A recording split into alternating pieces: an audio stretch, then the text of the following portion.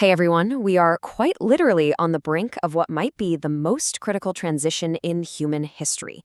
In this explainer, we're going to take a journey through the economic survival of humanity and our potential shift toward a totally post-scarcity world.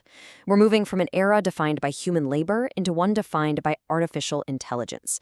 But, this isn't just a story about technology. It's a story about value, about power, and how we reorganize our entire society when the old rules just don't apply anymore. I want you to sit with this chilling quote for a second. If AI makes human labor obsolete, who decides who gets to eat?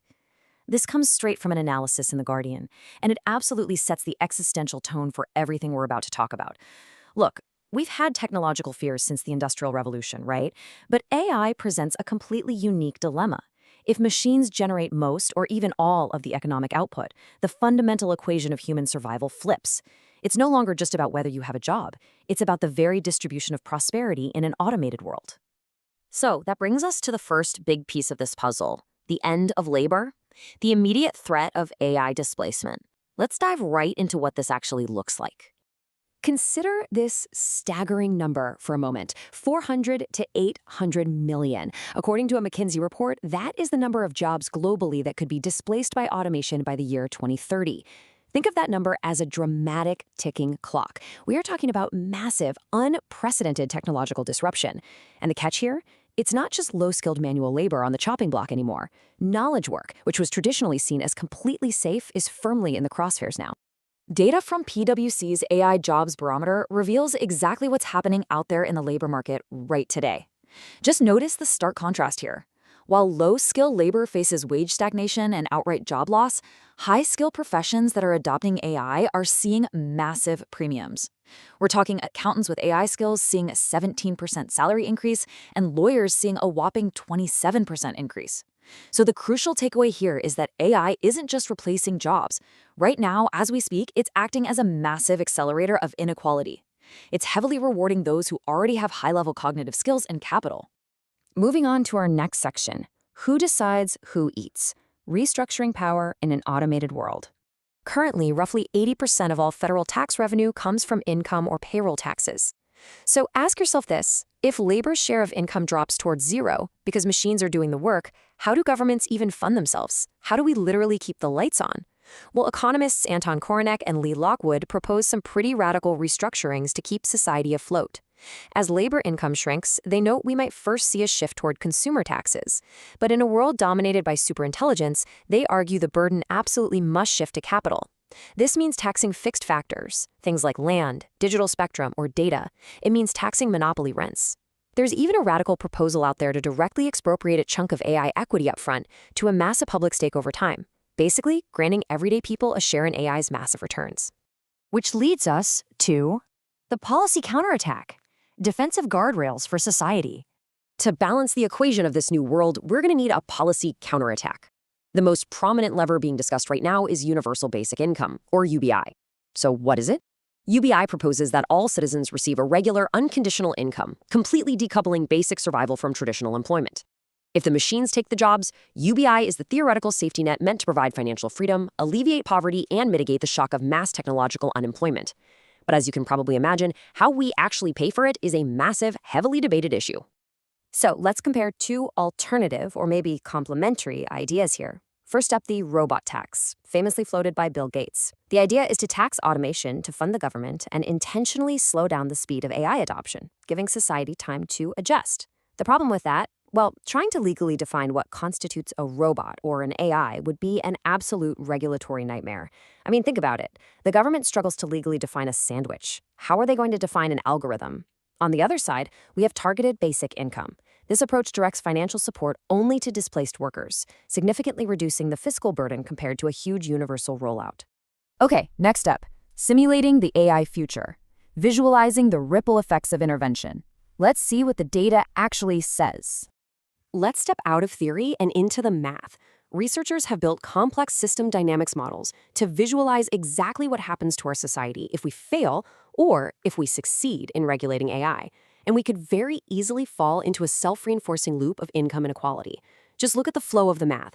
Automation drives unemployment, particularly for low-skilled workers. That spikes income inequality. That inequality then blocks those lower-income individuals from accessing the very training and STEM education they desperately need to adapt, which widens the skill gap, which feeds right back into more unemployment. It is a vicious, mathematical cycle.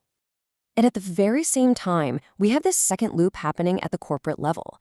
Rapid AI adoption drives incredible innovation, for sure, but it simultaneously creates immense sectoral dominance. The companies that deploy AI first gain a massive competitive advantage. They concentrate market power and wealth.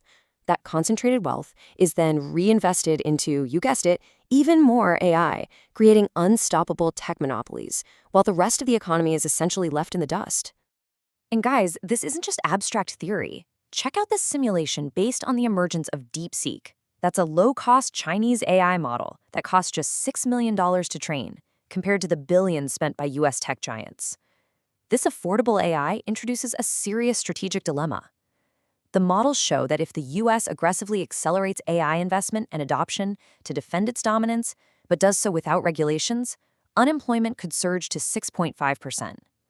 However, if the US takes a balanced approach, incorporating reskilling and progressive AI taxation, unemployment stabilizes at a much more manageable 4.8%.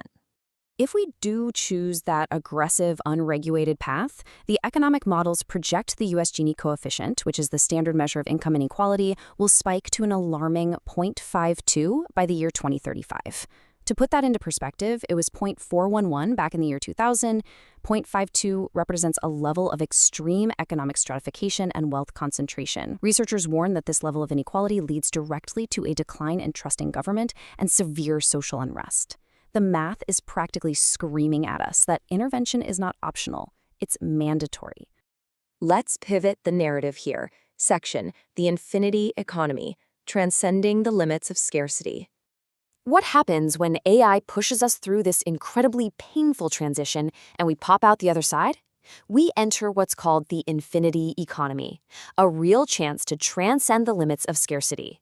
For 2 millennia, all of our economic systems have been based on thermodynamics, basically the management of finite, scarce resources where my gain is your loss. But AI changes the very ontology of economics. As we shift to the infinity economy, value is no longer material, it's informational. And information, unlike a lump of coal, can be replicated infinitely, at near zero marginal cost, by recursive AI systems. We are talking about a totally mind-bending future where economic value is completely decoupled from material limits. In this post-monetary system, the mechanics look entirely different. We move to non-zero-sum generativity. This means one person's value creation actually amplifies the whole system. Cognitive and informational capital begin to replace traditional fiat money. Production and distribution are managed by decentralized autonomous infrastructures. Think of these as algorithmic protocols that ensure abundance is distributed fairly, totally removing the need for centralized, bureaucratic institutional control. It's a whole new ballgame. Which leaves us with the ultimate question. Will AI be used to concentrate power and wealth in the hands of a few techno-oligarchs, pushing inequality to the absolute breaking point? Or will we implement the guardrails necessary to build the infinity economy, ending poverty and completely redefining human purpose? As you've seen, the models show us both futures are mathematically possible. The one we actually get? Well, that depends entirely on the choices we make today. Thanks for joining me on This Explainer.